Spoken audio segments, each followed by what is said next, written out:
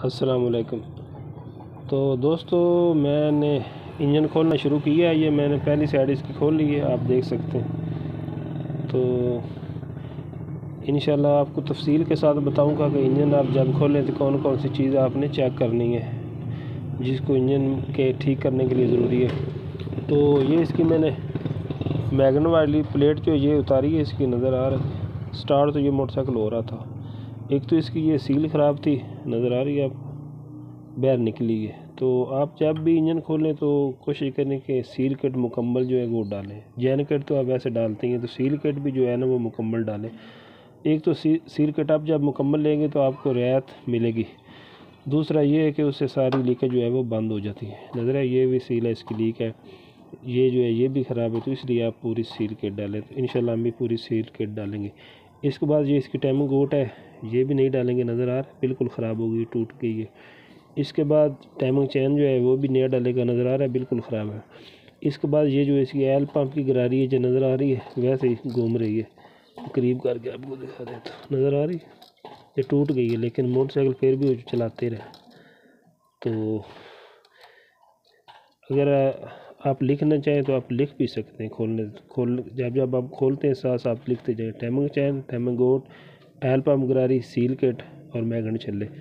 तो ये काम तभी इंजन की ये हालात बनते हैं जब आप इसकी केयर नहीं करेंगे, एल जो है वो वक्त के साथ तब्दील नहीं करेंगे। तो मज़ीद आगे मैं हेड खोलता हूँ और दूसरा सारा इंजन खोलूँगा तो वो भी आपको दिखाऊँगा कि इसकी क्या क्या चीज़ जो है वो ख़राब है। तो ये जो साइड खोली इसकी ये कंडीशन ये आपने देख लिया।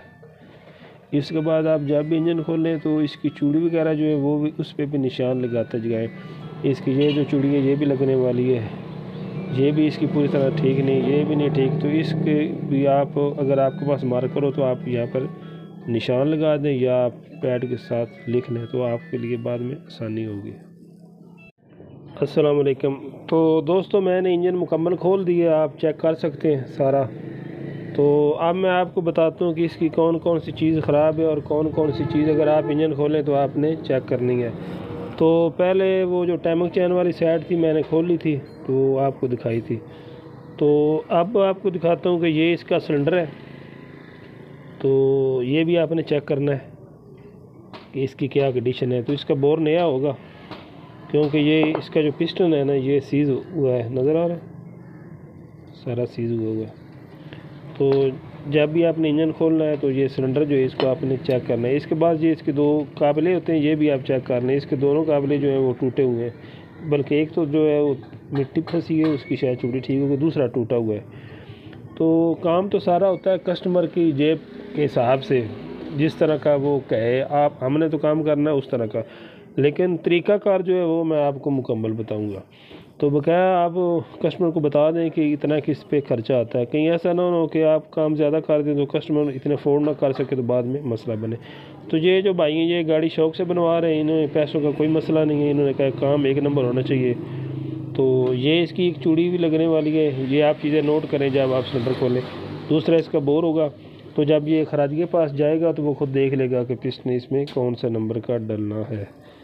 तो मोटरसाइकिल का जो भी मोटरसाइकिल आप साथ ज़रूर लेकर भेजें कि इसमें चाइना का पिस्टन डलना है या दूसरा 70 का डलना है। तो ये चाइना का मोटरसाइकिल है, इसके अंदर चाइना की पिस्टन डलेगा। तो बहरहाल आप मामला जो क्लियर करें।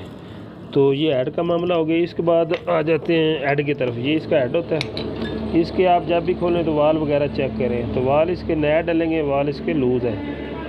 तो ये वाल जो होते हैं इसका इंजन में बहुत ख़ास निज़ाम होता है, ये आप लाजमी चेक करें।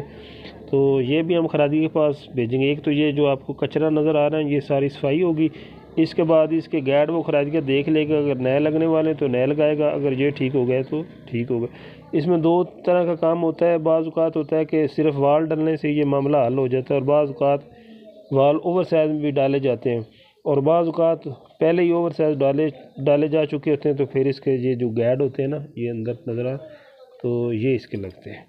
तो इसका भी वही तरीका है कि आप इसकी चूड़ियाँ वगैरह सारी चेक कर लें। ये कार्बोरेटर वाली जो है इसकी ठीक है, ये स्टार्ट होते हैं। ये चूड़ियाँ आप चेक करने के बाद में आपको मसला ना बने।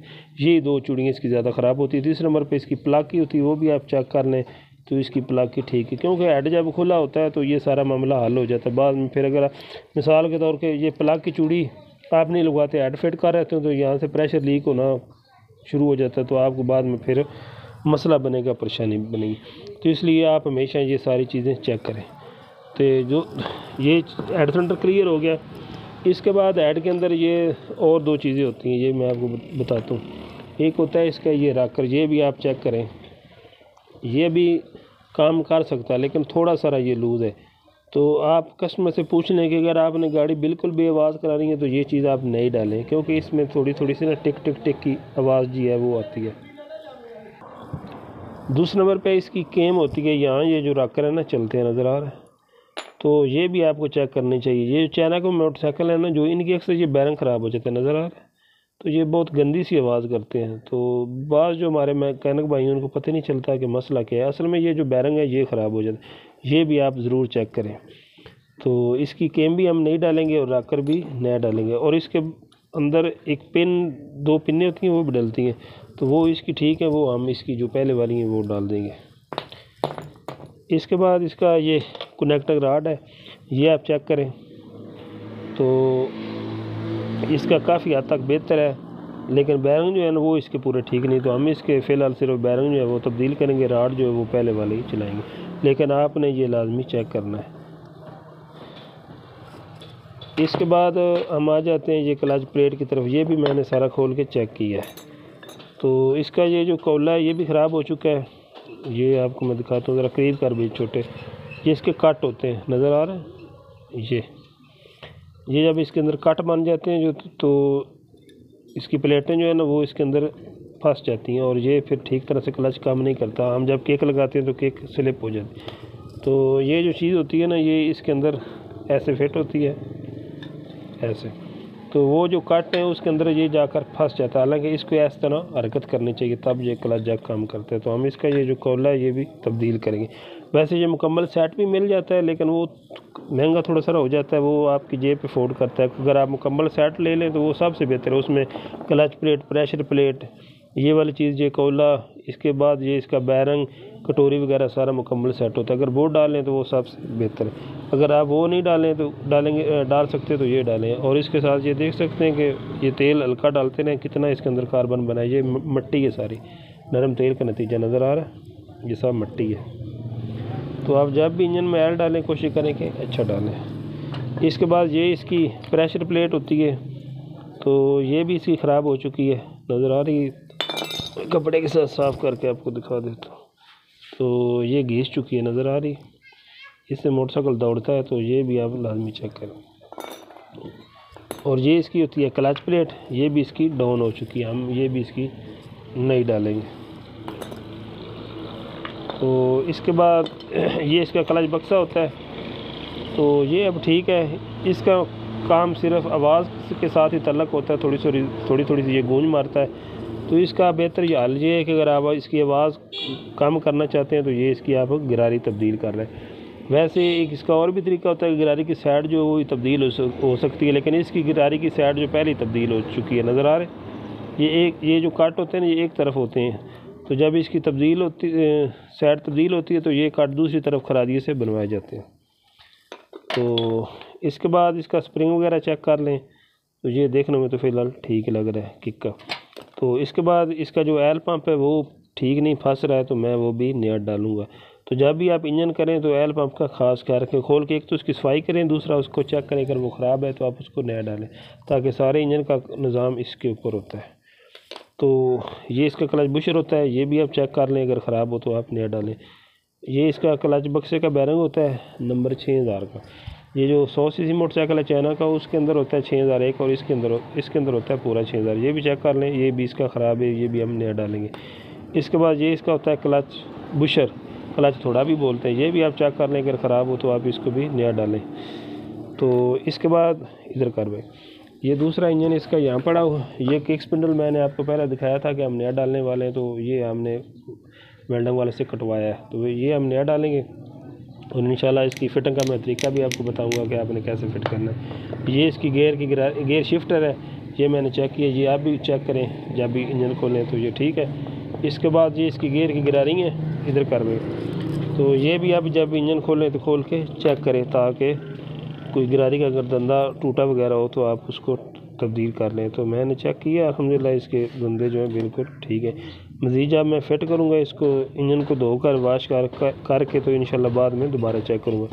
तो बाद औक़ात ऐसा होता है कि जब इंजन गंदा होता है, जैसे ये अब है, तो कुछ चीज़ें नज़र नहीं भी आती, तो जब आप साफ़ करते हैं तो वो नज़र इंशाल्लाह इसकी इंजन फ़िट करने की मैं वीडियो बनाऊँगा और आपको दिखाऊँगा कि कौन सी वाशर कहाँ पर रखनी है, तो इंशाल्लाह आपको बहुत फ़ायदा होगा।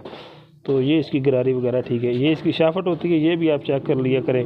यहाँ पे इसकी जो आती है ना चैन की छोटी गरारी, वो इस जगह पे फिट होती है। तो अक्सर औक़ात ये जो कन्ने होते हैं ना इसके मकरीब का, ये डाउन हो जाते हैं। तो जब ये डाउन हो जाते हैं तो इसका मसला, लेकिन इसकी अब ठीक है। तो ये इधर का ये टापा वगैरह भी आप चेक करें, कोई चूड़ी वगैरह लगने वाली हो तो इसकी सिर्फ एक बोल्ट था ना जो उसकी चूड़ी लूज़ थी, तो वो हम नहीं लगवाएंगे। तो बकाया जब भी आप खोलें इंजन इत्मीनान के साथ, तसल्ली के साथ चेक करें।